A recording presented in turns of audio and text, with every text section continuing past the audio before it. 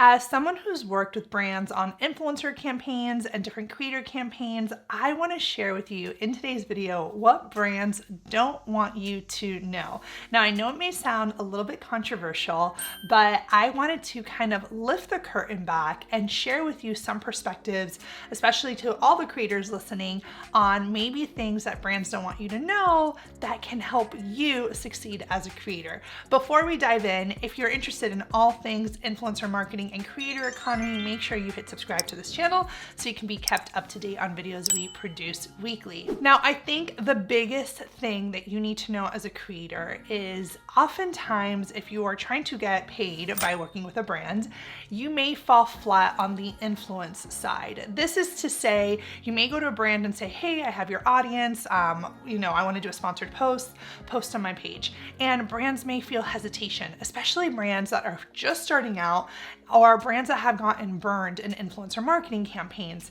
But here's what they may not want you to know. Oftentimes, brands have budget for production, which means content. So brands need content the same way you need to make content, right? And I think we all feel a little bit of that content overwhelm, especially with all the platforms that exist now and all the content that needs to go up daily. So a great way that you as a creator can serve your brand partner is creating content. Now we're seeing a big wave rise on TikTok with UGC content. This is called user-generated content. This is when brands reach out to creators and say, hey, can you create content for us to post on our platforms, not on yours. So again, there isn't a follower requirement. This is when you are producing content for brands. So oftentimes, if you get a no on the influence side, try to come in on a content side. Now, sometimes brands, without even thinking and not with a malicious intention, may include clauses in your contract that are just like templated contracts, right? So oftentimes I'll tell creators, make sure you check the usage clause or the usage section within the contract, because a brand may be looking to, get the best bang for their buck, right? And I guess if you think about it from their perspective, they're trying to get, as much as they can for maybe as little. And maybe that's, again, I think we're seeing a big shift in this. More brands are being hopefully a little bit more fair with creators when it comes on the usage side. You guys already know how I feel about that. I'm very passionate on creators getting compensated, but that's why it's important that you check the contracts, because sometimes these contracts are standard, they're templates, and they just send them out. So it's up to you as a creator, a business professional, the owner of your own business, to send any revisions back to the brand, and especially when it comes to usage. Now, this is a really great tip. Oftentimes brands are willing to pay for faster turnaround. So let's just say a brand reaches out to you and they need the content or the post to go up really fast turnaround, I don't know, within a week or something that would be really, really difficult for you. You can charge more for this expedited fee. You can actually add a premium for a faster turnaround delivery. And I think this is something that sometimes creators fall flat on, or they'll get stressed and they're like, oh my God, I need to deliver this so fast. But you know what? As a business owner, you need to say, what is your usual turnaround? Again, all the deliverables are different, right? A 1-minute video is different than a 10-minute video versus 10 photos or 100 photos, okay? So the deliverables are going to vary, but you as the owner of your own business, you need to say, what is your turnaround time? And if they need it faster than that, then this is something that they would be willing to pay more for 9 times out of 10, especially if they're on a tight deadline.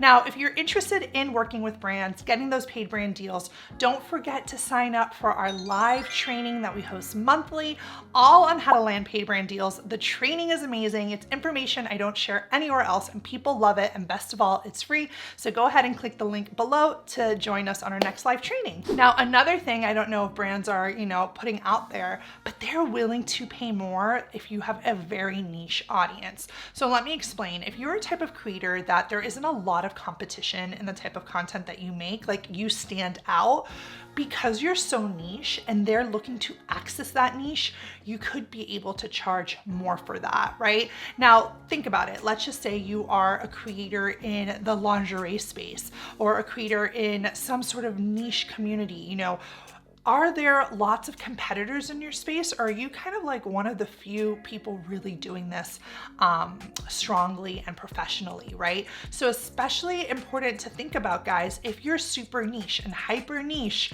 even if your audience is small, you could probably charge more for that. I think about us at Sidewalker Daily, our audience is all creators, very creator centric, right? So if a brand was going to come to us and say, we want to access creators, I feel highly confident that that's the exact human that's listening into our content, right? So you have to be able to also know your audience, and you're probably, again, the more niche you are, you're able to charge for that. Now, one thing brands definitely don't share out loud is that they pay creators different amounts, right? So to my example about that niche creator, because maybe they're like, we need to work with this creator, there's not a lot like this person, they have exact our audience, they may be willing to pay more, right? Especially if there is not as many, like from a supply perspective, there's just not as many to choose from.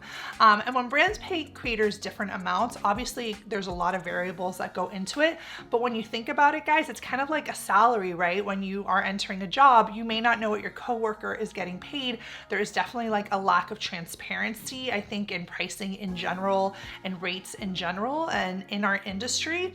But it's something that I have seen firsthand, that brands will pay creators different amounts. And that's why when you are working with a brand or you are pitching to a brand, know your value, know your worth, and don't be afraid to negotiate. I think creators oftentimes get very nervous when it comes to this because they just like don't want to do that back and forth. But this is me giving you that good kick in the butt to do so, and that permission to negotiate. It is expected, and you may be leaving money on the table if you don't. Now, again, if coming up with your rates and negotiation is not a strong suit of yours and you're not confident in your pricing, you can obviously book a one-on-one with me and we can go over it, or you can check out our Pitching to Brands Master Course, where we dive super deep into rates and into negotiations so that you never leave money on the table. Now, this may be a little bit unheard of, but just hear me out. Brands often won't share this, but sometimes they just don't know what they're doing. How many times have I heard creators in my membership community or in my one-on-one calls saying, I reached out to a brand, I don't think they've done this before. And a lot of times creators think that the brands have tons of experience working in influencer marketing, and they just don't. They actually may not have a budget because they've never done this before. Like literally, you may be the first person that they've reached out to.